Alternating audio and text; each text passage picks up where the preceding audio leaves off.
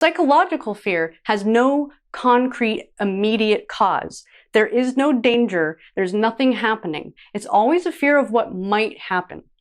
And the problem with this is that you cannot cope with something that's only in your imagination.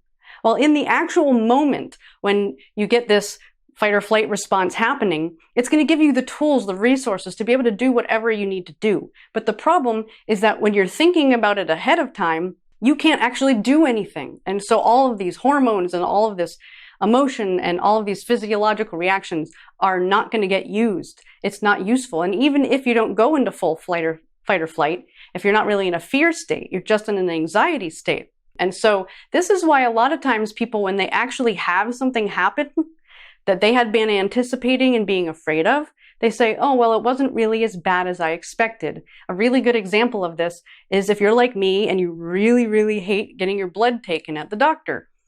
That I used to spend hours, if not days, anticipating it and being all anxious and worked up about it and stressed out because I knew it was going to have to happen and I really hate it. And then when I actually did it, of course it sucked, but it happened, it takes like 30 seconds. And so psychological fear is that 3 hours to 3 days that you spend torturing yourself over something that takes 30 seconds. That is what we're trying to help you understand, that you have the ability to stop. Check out the link in our bio for our emotional intelligence course and coach certification, starting at only $6.99.